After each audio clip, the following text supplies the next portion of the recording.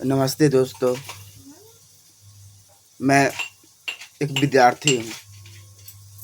और हम जैसे लोग देश के बारे में बात नहीं करेंगे तो कौन करेगा। हम लोग जो बोलते हैं भाई नेता जो है वो बदमाश है, चोर चुहार है, ये कहना गलत है। क्योंकि हम लोग जो उनका विरोध नहीं करते हैं और उन्हीं लोगों को वोट दे देते हैं कुछ लालच में, कहने के लिए इस देश में लोकतंत्र है। लेकिन इस देश में अभी भी लोकतंत्र नहीं चल रहा है, क्योंकि हम लोग जो नेता का जो बेटा है उन्हीं को वोट देने के में लगे हैं। ये तो हम लोग राजा के बेटा को राजा बनाने का काम कर रहे हैं। ये तो राजतंत्र में चलता था, ये लोकतंत्र कैसे हुआ। और हमारी जो दुर्दशा का जो कारण है यही है। हाँ, अपने जात पात को छोड़ दीजिए, लेकिन यह भी देख लीजिए कि ये चोर चुहार न हो। और कमाल की बात यह है कि कुछ लोग ये बोलते हैं, नेता खासकर, कि भाई संविधान बाबा साहब भीमराव अंबेडकर जी ने लिखा है। उन लोगों को तो वोट बैंक की राजनीति करनी आती है। वो लोग बोलेंगे ही। जो संविधान सभा में जो 295 जो सदस्य जो सिग्नेचर किए थे वो क्या कर रहे थे। उसमें जो संविधान सभा में बड़े बड़े दिग्गज नेता थे वो क्या कर रहे थे। भीमराव अंबेडकर जी ने सिर्फ संविधान की ड्राफ्टिंग की थी, जिससे कुछ अनुच्छेद लिखा गया है तो कुछ पैराग्राफ छोड़ दिया जाता था, क्योंकि वो सोच विचार करके कुछ फेरबदल कर सके, क्या अच्छा है क्या बुरा है। लेकिन जब उन लोगों का स्टेटमेंट जब सुना जाता है तो अगर आप बाबा साहब भीमराव अंबेडकर जी के बारे में किताब पढ़ेंगे या उनके इंटरव्यू सुनेंगे तो वो साफ शब्दों में ये बोलते हैं कि मुझे समय ही नहीं मिला था। उनको मात्र 6 महीना ही दिया गया था। इतना बड़ा संविधान को ड्राफ्टिंग करने में मात्र 6 महीना दिया गया था उन्हें। अगर कुछ समय और दिया जाता तो कुछ और अच्छा बन सकता था। लेकिन हमारे जो संविधान में जो भाषा की बात की गई थी, उस समय व्यवस्था की बात की गई थी कि हम लोग अंग्रेज के ही व्यवस्था चलाए, भाषा चलाए कि अपना चलाए।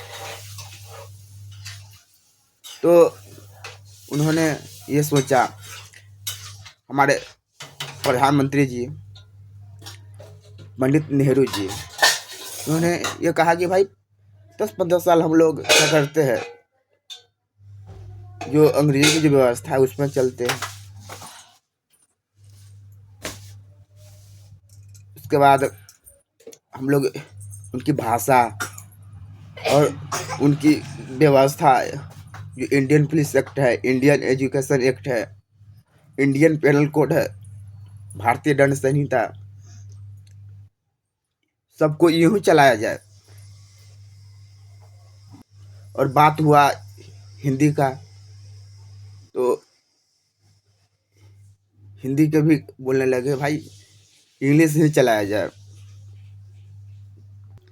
लेकिन देश आज़ाद हुआ था खैर 10-15 साल चला लिए कोई बात नहीं, लेकिन दुख ये बात है कि देश आज़ाद हुए 75वां साल से ज़्यादा हो गया। हम लोग अमृत वर्ष मना रहे हैं, फिर भी न इंडियन पेनल कोड बदला, न इंडियन एजुकेशन एक्ट बदला, और न ही भाषा बदली। और क्या यही हमारी आज़ादी है? हम लोग आधा अधूरा आज़ादी लेकर हम लोग आज़ाद तो हो गए, लेकिन स्वतंत्रता नहीं मिल पाया था। मतलब स्वतंत्रता का मतलब क्या होता है भाई? स्वतंत्रता का मतलब स्व माने अपना, तंत्र माने सिस्टम, अपना व्यवस्था नहीं बना पाए। जब अपना व्यवस्था बना लेंगे तब यह देश स्वतंत्र हो जाएगा, ऐसा हमारा मानना है। और शहीद आजम भगत सिंह का जो हमने किताब पढ़ा है, उन्होंने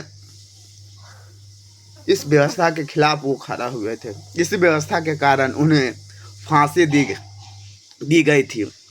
इसी व्यवस्था के कारण लाला लाजपत राय जी को लाठी मारा गया था। और आज इसी व्यवस्था के कारण किसान मजदूर सबका सब डंडा गोली चलाई जा रही है।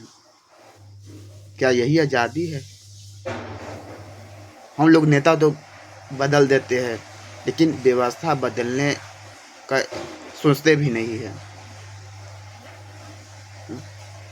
सुभाष चंद्र बोस जी ने कहा कि इस देश में एक और क्रांति की आवश्यकता है। हम लोग अंग्रेज को तो हटाएंगे ही यहाँ से, उसके बाद एक और क्रांति होगी जो व्यवस्था परिवर्तन की। महात्मा गांधी जी का सपना था स्वराज, ग्राम स्वराज्य, गांव आत्मनिर्भर हो। न भगत सिंह का सपना पूरा हुआ, न हमारे महात्मा गांधी जी का सपना पूरा हुआ, जिन्होंने अपना तन मन धन सब कुछ इस राष्ट्र के आज़ादी के लिए, राष्ट्र के निर्माण के लिए उन्होंने सब कुछ दे दिया। उनके परिवार के लोग आज भी गरीब हैं। चंद्रशेखर आज़ाद के परिवार के लोग, रोशन सिंह, अनेक सारे क्रांतिकारी हैं जो हम लोग नाम भी नहीं जानते, और जिन्होंने गद्दारी की थी इस देश में। सिंधिया परिवार, निजाम, खोलकर, अनेक सारे जो राजशाही था जिन्होंने गद्दार किया, वो देश के सर्वोच्च पदों पर बैठा है, हम पर राज कर रहा है आज भी। और हम लोग आज़ादी की बात कर रहे हैं। और जो सिंधिया जो राजस्थान के मुख्यमंत्री थी, उन्होंने हमारे किसानों पर लाठी चार्ज की थी। किसानों का मांग था कि भाई आप शराब हमें न दीजिए, हमें पीने के लिए पानी और खेतों के लिए पानी दीजिए। लेकिन किसान की मांग पूरा नहीं हुआ। जो बीजेपी कहा करता था कि वो सभ्यता और संस्कृति की बात करती है, वीरों की बात करती है, वो यह काम किया था। सिंधिया परिवार, वो वसुंधरा जो थी वह बीजेपी की मुख्यमंत्री थी। और मैं एक कांग्रेस के बारे में बताना चाहता हूँ। सबका सब हरामखोर है। कांग्रेस पार्टी जो जंतर मंतर में जो हमारे जो अंधे थे, वो उनको दिखाई नहीं देता था। तो अंधे लोग या विकलांग लोग बोलिए, उनको माफ करिए भाई, वो जो अंधे लोग थे उनका जो था भाई, हम जो कहीं सफ़र करें ट्रेन बस, तो हमारे साथ एक आदमी हो। अगर मेरे साथ जो एक आदमी होगा तो उनका ना कोई किराया लगेगा, ये छोटा सा मंग था, लेकिन कांग्रेस सरकार ने उस जंतर मंतर पर लाठी चलाई थी। बेचारा भाग भी नहीं पा सकता था, क्योंकि दिख नहीं सकता उनको। क्या कांग्रेस पार्टी, क्या बीजेपी पार्टी, सब एक ही दूध के धुले हैं। और हम लोग एक बीजेपी का विरोध करते हैं, एक किसका विरोध करते हैं, एक कांग्रेस का विरोध करते हैं, एक और बीजेपी का विरोध करने वाला, एक और कांग्रेस के विरोध करने वाला। नहीं, हम लोग मट गए हैं। ऐसे ही मीडिया वाले हैं, एक तरफ मोदी को खूब बड़ाई मारता है और एक तरफ कुछ पत्रकार है जो कांग्रेस के बारे में खूब बताता है। कोई ऐसा पत्रकार नहीं मिला जो दोनों तरफ अच्छाई बुराई बताता हो। लोकतंत्र बिक चुका है, मीडिया भी बिक चुकी है। अगर हम लोग नहीं जागेंगे तो ये देश शायद फिर से गुलाम हो सकता है इन काले अंग्रेजों के हाथ में। गोरे अंग्रेज तो चले गए, ये काले अंग्रेज हमारे सिर पर बैठ गए हैं। हम जैसे नौजवान अगर नहीं बोलेंगे तो कौन बोलेगा। यही कहने मैं आया हूँ। अगर हमारी बात अच्छा लगा हो तो खासकर नौजवान से मैं ये अपील करना चाहता हूँ, क्योंकि क्रांति आप ही कर सकते हैं। क्योंकि जो नौजवान जो लोग होते हैं वो जो सीले भी होते हैं, और ना उनसे उनका शादी ब्याह हुआ रहता है, वो आराम से इस कार्य को संपन्न कर सकते हैं। मैं अगर बुरा लगा होगा मेरी बात माफ़ करिएगा। हम लोग इस देश को आगे बढ़ाए।